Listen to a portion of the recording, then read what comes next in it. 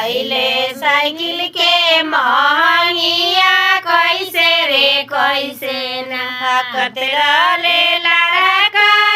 के रे लगले लड़की ओइसे रे ओइसे ना भैले साइकिल के महंगिया ओइसे रे ओइसे हम तो से पूछिले लालू जादो कैसे रे कैसे ना भैले जिनिस के महंगिया ओइसे रे ओइसे ना तेरा ले लड़का पेने रे लगले लड़की ओइसे रे ओइसे ना